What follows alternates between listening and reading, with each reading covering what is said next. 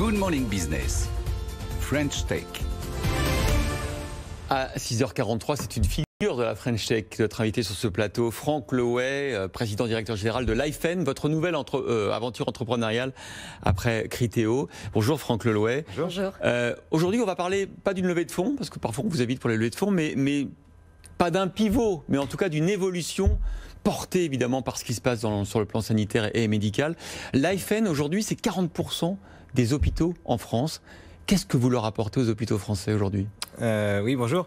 Alors moi je dis Lifen en français. Ah pardon. Non, mais pas de souci. Ouh là là, pardon, excusez-moi, Lifen alors. Non, pas de souci. Faut-à-dire que ça ressemble un peu à Life, hein, quand même. Oui, c'est ça, c'est Bon. ça. Ouais. Non, mais c'est vrai, vous avez raison. Non, mais qu'est-ce qu'on fait ? En fait, on cherche à digitaliser la communication dans le secteur médical. Donc, on travaille beaucoup avec les hôpitaux, les réseaux de cliniques, les praticiens. Échange d'informations. Échange d'informations médicales, voilà, pour faciliter la coordination médicale, pour que l'information aille plus vite, que ce soit sécurisé. Et donc, on travaille beaucoup de médecin à médecin. Vous savez, le spécialiste ou le chirurgien qui envoie un compte-rendu au médecin généraliste.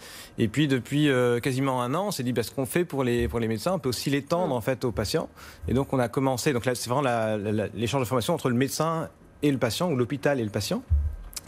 Et on a commencé à travailler dessus, on a fait des pilotes en début d'année, puis là il y a le Covid qui est arrivé, et puis là du coup on va généraliser cette solution à l'ensemble de nos clients, parce que c'est vraiment, il y a une énorme demande. Mais 80% des documents médicaux encore adressés par la Poste aujourd'hui ?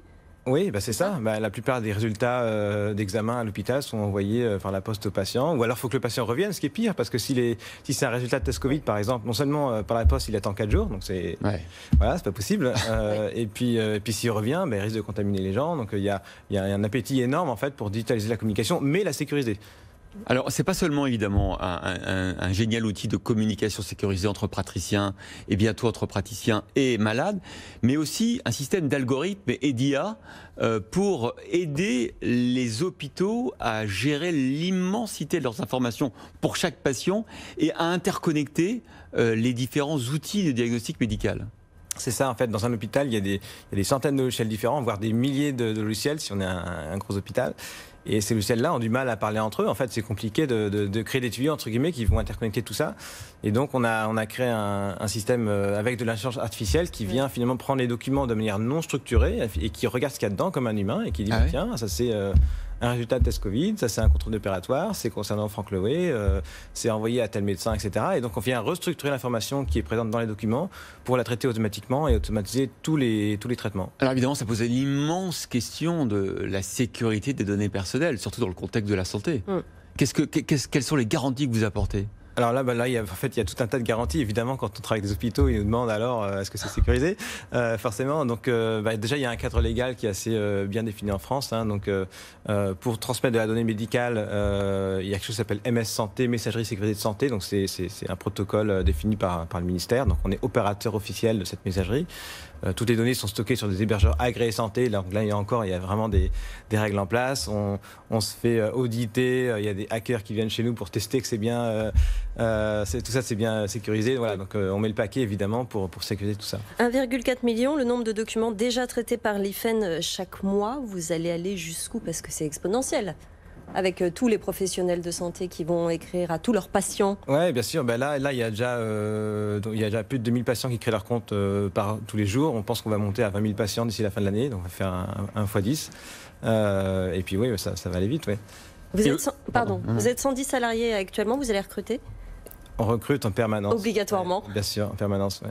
Et c'est compliqué ça, justement, parce que on sait que le contexte de recrutement de talents dans les startups est compliqué. Vous y arrivez parce que vous êtes sur un créneau quand même qui est très très pointu. Ce qui est plus compliqué, c'est quand on est confiné, parce que là, on ne voit pas les gens, on a du mal à se connaître.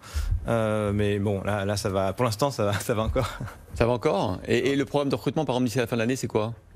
Là, j'ai pas les détails, mais oui, on a fait x3 l'année dernière, donc c'est le lot des startups qu'on recrute en permanence. Vous aviez levé déjà 12 millions d'euros, non, c'est ça, ou un peu plus ? Alors 7 puis 20.